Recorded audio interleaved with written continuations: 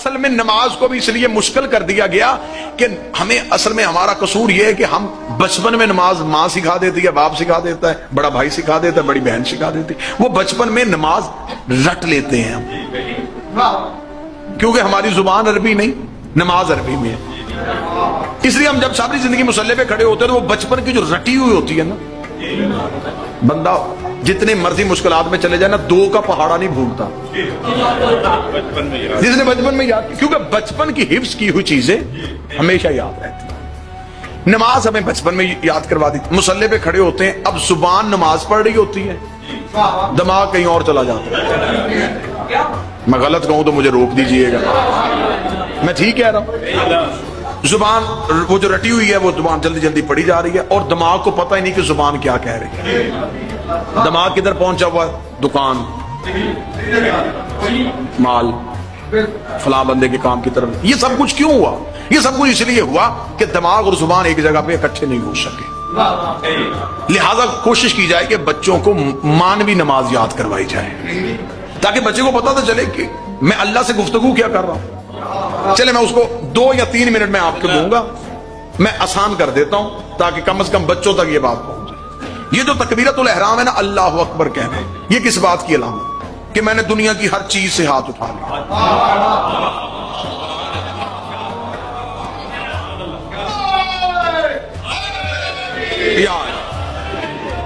دنیا کی ہر چیز سے ہاتھ اٹھا، ہینڈز اپ،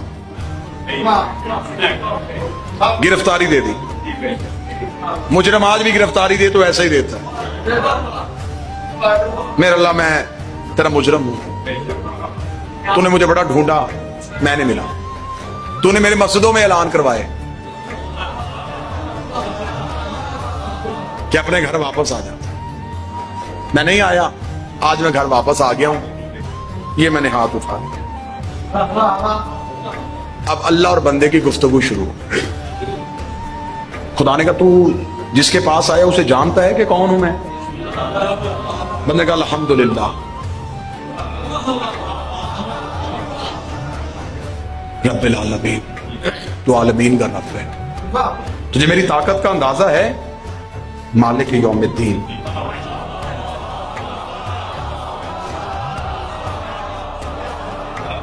تو دین کے دن کا مالک ہے۔ آسان اتنی کروں گا کہ بچے تجسس کے ساتھ اور عشق کے ساتھ نماز پڑھیں۔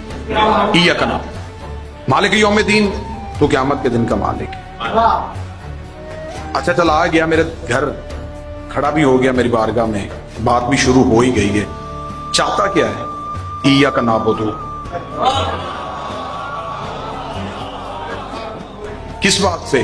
ایاک نستعین، کیوں؟ اہدنا الصراط المستقیم، میں تیری عبادت کرنا چاہتا ہوں، تو میری مدد کر۔ کس بات سے؟ اہدنا الصراط المستقیم، تجھے پتا ہے وہ رستہ کن کا ہے؟ صراط الذین انعمت علیہم۔ اگر میں تجھے ان کے رستے پہ لے جاؤں تو تو ادھر تو نہیں جائے گا، غیر المغضوب، تجھے پتا ہے وہ کون ہے؟ علیہم ولا الضالین۔ خدا کہتا بڑی اچھی باتیں کر رہا ہے، آیا مدت کے بعد ہے لیکن گفتگو بڑی اچھی ہو رہی ہے تیری، کچھ اور سنا۔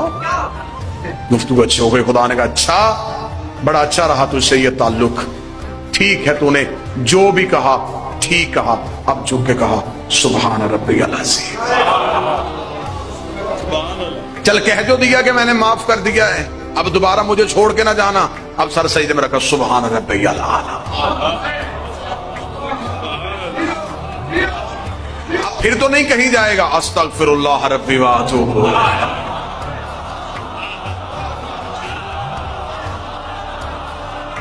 دوبارہ اٹھ کے کھڑا مجھ سے گفتگو کر، پھر یہی دہرانا، ذرا کیا کہا تو نے مجھ سے، پھر دوبارہ وہی باتیں شروع ہو گئی۔ خدا نے کہا تھک گیا ہے بیٹھ جا، الحمدللہ۔ اب مجھے بتا عقیدہ تیرا کیا ہے؟